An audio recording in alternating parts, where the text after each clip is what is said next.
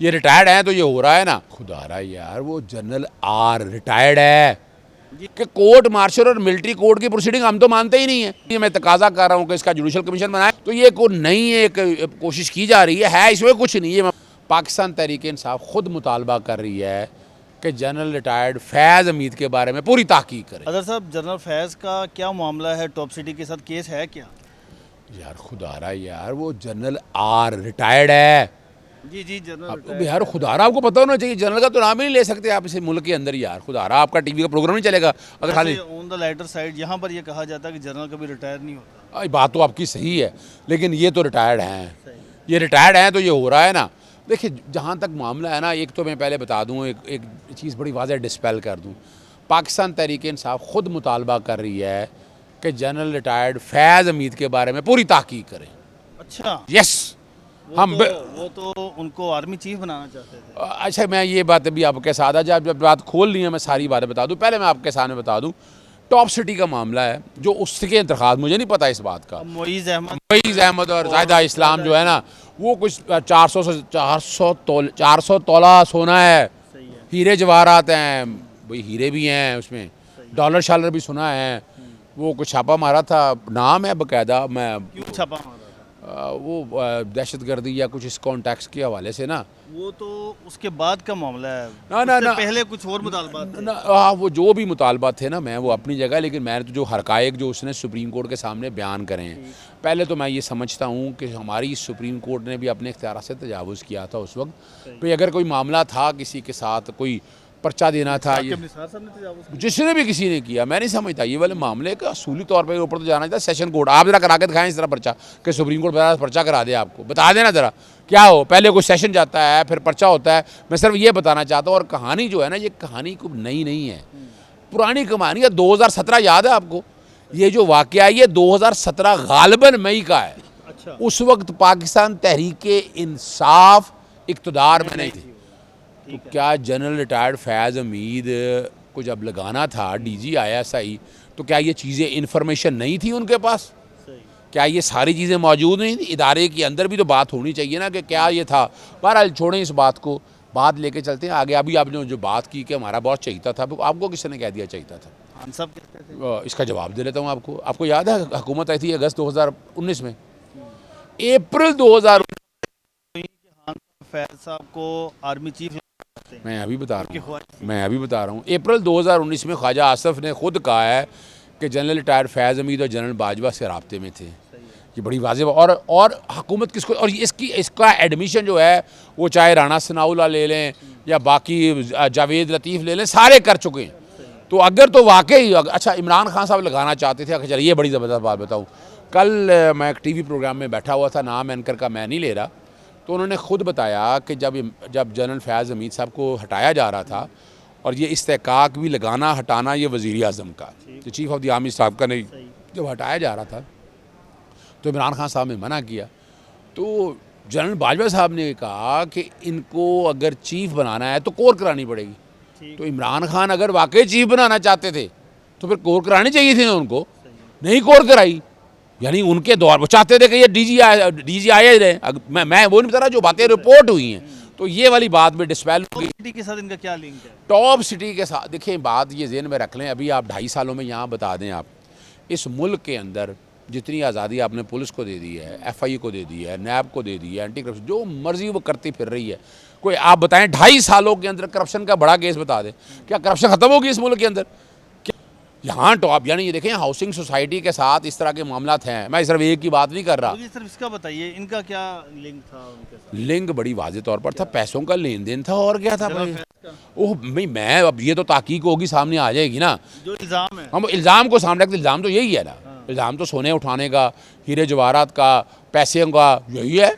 और यही और नाम लिखे हुए हैं बाकायदा, मैं ये नहीं बात कर रहा, नाम लिखे हुए हैं। एक मौका आ गया, अब इस मामले की ताकीक होनी चाहिए। बजाय ये ना कोर्ट मार्शल के, बजाय इसका एक जुडिशल कमीशन बनाएं, ताकि आवाम को भी पता चले कि क्या कुछ होता है, कैसे होता है, किस तरह इस्तेमाल होते हैं। आवाम को आगाही होगी। और यह मुतालबा हम चाहते हैं, हम खुद चाहते हैं। पाकिस्तान तहरीक इंसाफ किसी के कंधों पर नहीं आई, किसी के कंधों पे आई होती तो अप्रैल 2019 में जनरल फैज़ या जनरल बाजवा के हवाले से ये मीटिंग, और मैं आप बात कह रहे हैं कि वो कंधों पर नहीं है। बिल्कुल नहीं आई कंधों पे।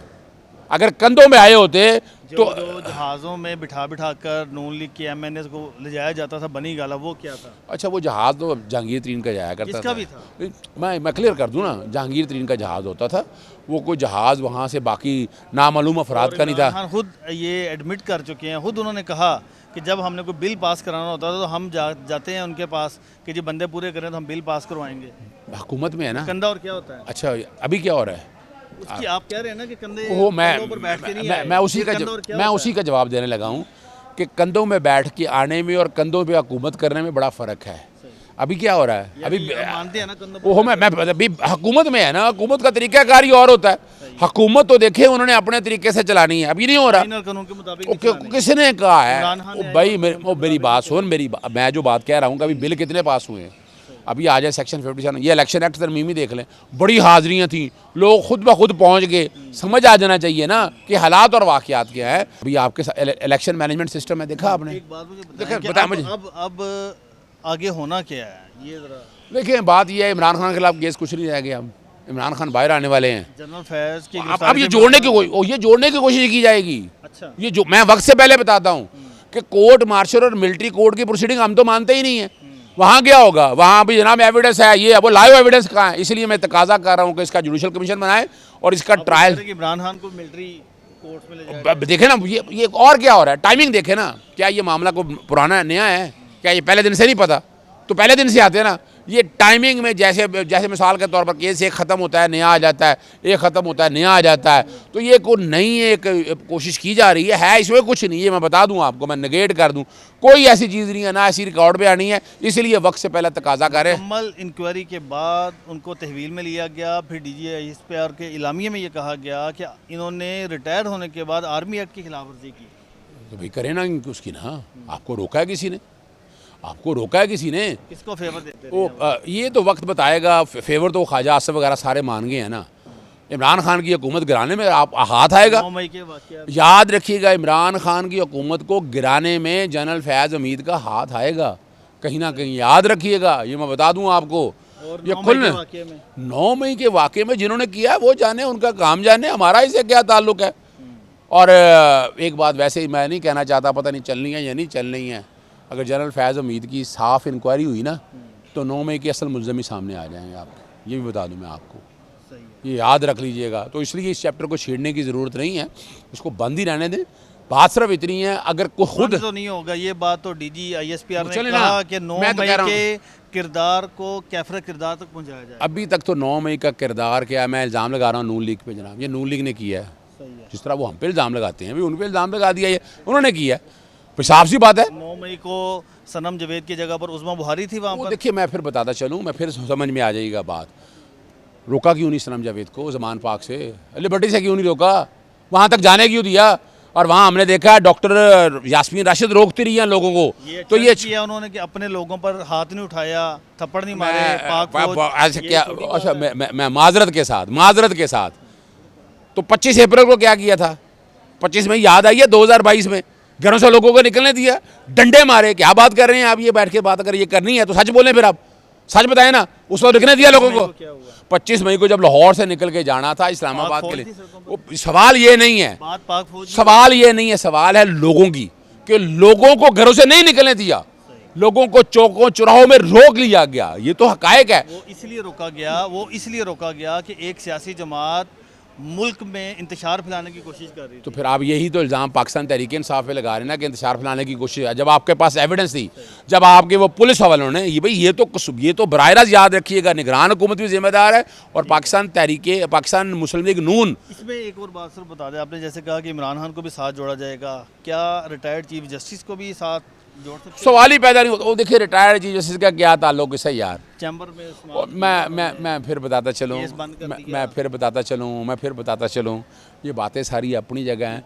आना है तो खुल के फिर सारा है ना। 2.5 सालों में अब क्या होता रहा है ये बताए ना। मौजूदा के हवाले से आने तक खोलें, एक एक चीज़ खोलना तो सारा कुछ खोलें ताकि हकायक सामने आए, ताकि जो लोग कसूरवार हैं। और मैं चाहूँगा कि खुद एहतसाबी का निज़ाम ये चले, जो लोग कसूरवार हैं उनको तख्तादार पर लाया जाए। तहरीक इंसाफ तो वैसे भी कह रही है कि ये फ़ौज का अंदरूनी मामला है। इसमें कोई शक नहीं है। हम कब कह रहे हैं, हमारा इससे क्या ताल्लुक है, हम क्यों कहेंगे, हम क्यों बचाते फिरें उसको कि वो आदमी जो है को जिसके बारे में खुद। अच्छा ये भी एक और आज आपके सामने एक और राज बता